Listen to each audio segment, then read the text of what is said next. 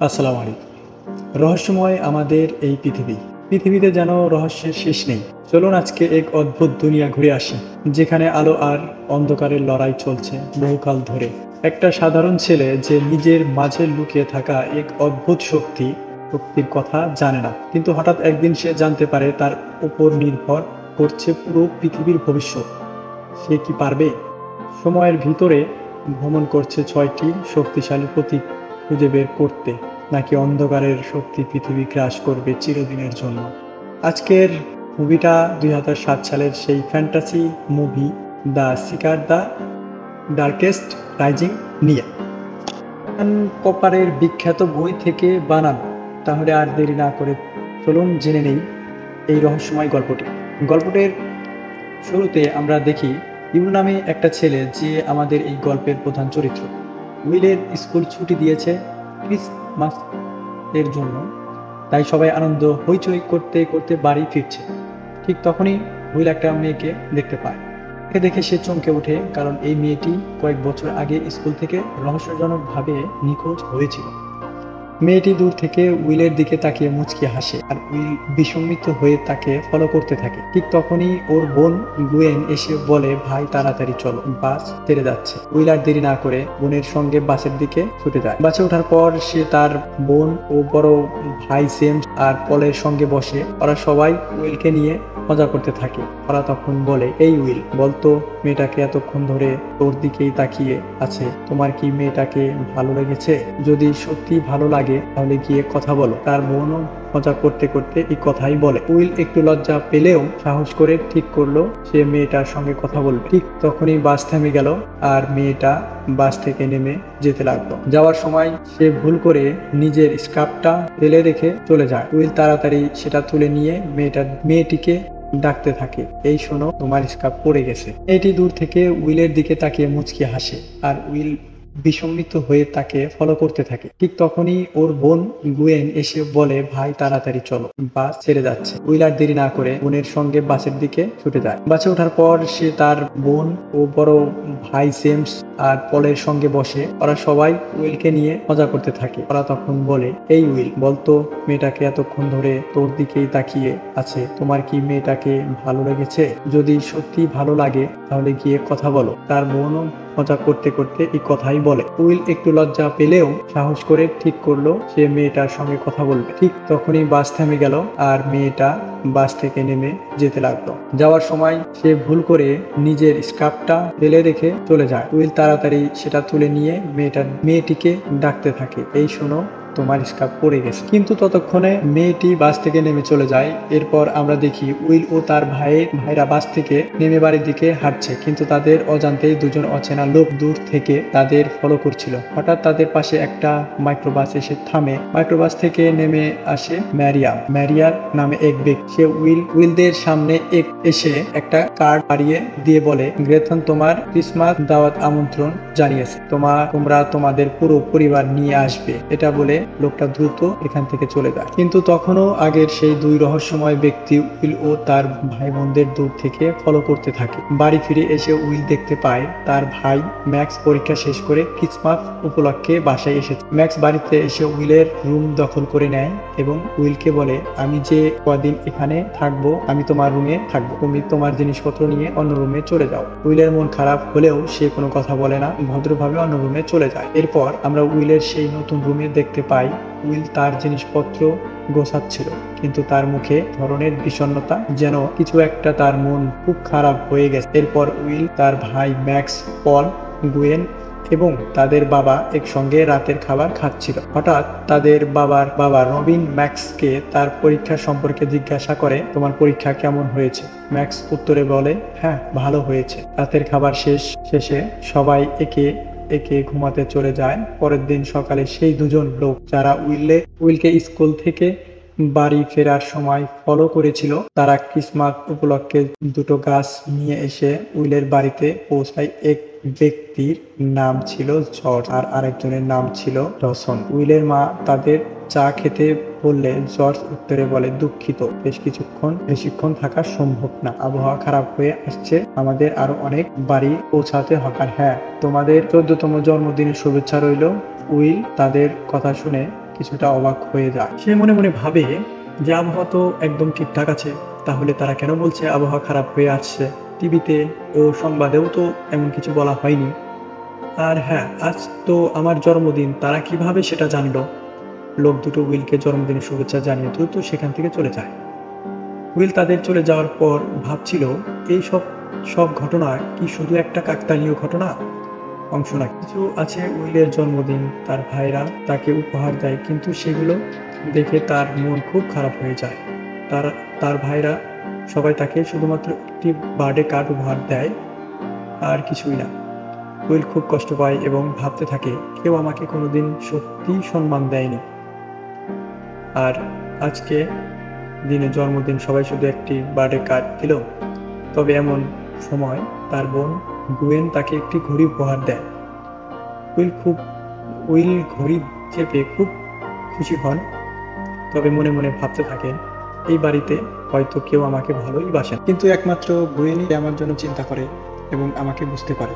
এরপর গুয়েন তাকে প্রশ্ন করে, জন্মদিনে তোমার কি কোনো ইচ্ছা আছে, এমন কিছু যা পেলে তুমি সত্যিই খুব খুশি হবে? উইল কিছুক্ষণ ভাবলো, তারপর হালকা হাসি দিয়ে বলল, আমার অনেক দিনের ইচ্ছা তুষারপাত দেখার। আজ রাতে তুমি তুষারপাত হতে, তাহলে আমি সত্যিই খুব খুশি হতাম। উইল বড় ভাই ট্রিফেন, যিনি সেনাবাহিনীতে চাকরি করে, সে তখন ভিডিও কল দেয় এবং সবাইকে সারপ্রাইজ দিয়ে বলে, আমি সবার জন্য গিফট পাঠিয়েছি।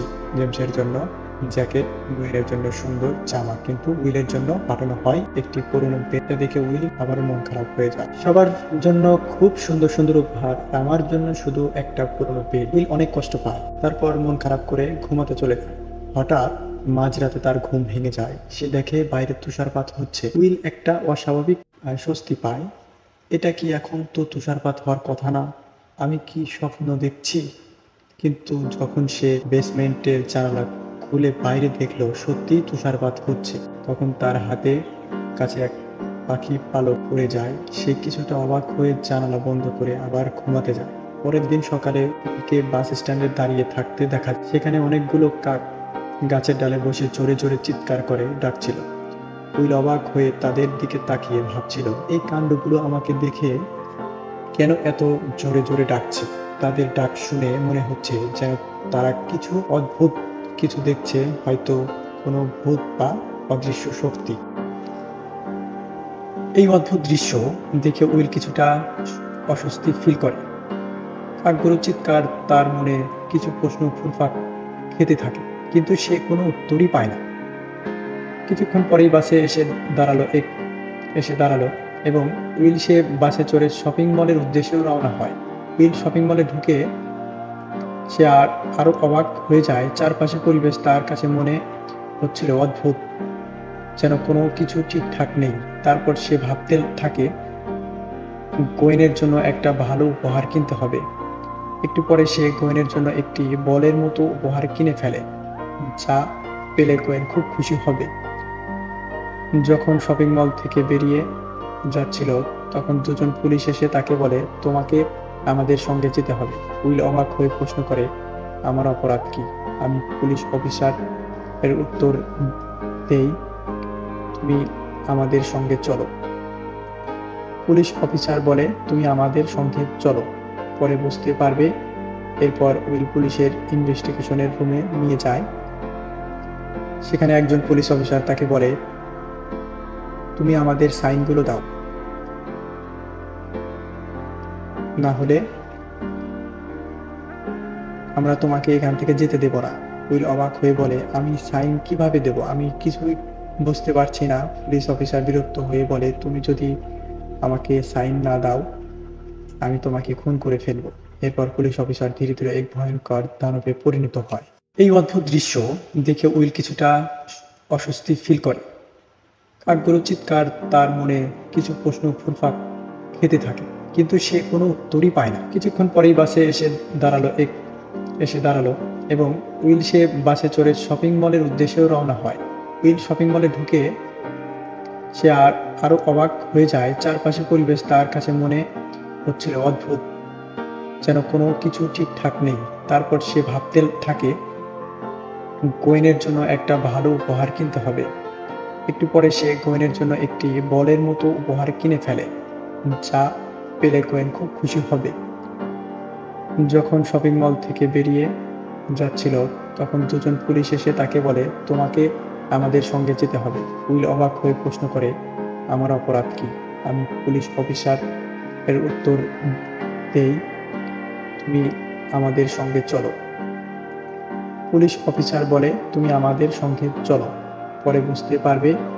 এরপর উইল পুলিশের ইনভেস্টিগেশনের রুমে নিয়ে যায়। সেখানে একজন পুলিশ অফিসার তাকে বলে, তুমি আমাদের সাইনগুলো দাও, না হলে আমরা তোমাকে এখান থেকে যেতে দেব না। উইল অবাক হয়ে বলে, আমি সাইন কিভাবে দেব? আমি কিছুই বুঝতে পারছি না। পুলিশ অফিসার বিরক্ত হয়ে বলে, তুমি যদি আমাকে সাইন না দাও আমি তোমাকে খুন করে ফেলবো। এরপর পুলিশ অফিসার ধীরে ধীরে এক ভয়ঙ্কর দানবে পরিণত হয়। এটা থেকে উইল ভয় পেয়ে পালাতে শুরু করে, আর পুলিশ তার পিছনে ছুটতে থাকে। উইলকে ধরতে গিয়ে উইলের কাঁধে আঁচড় দিয়ে ফেলে।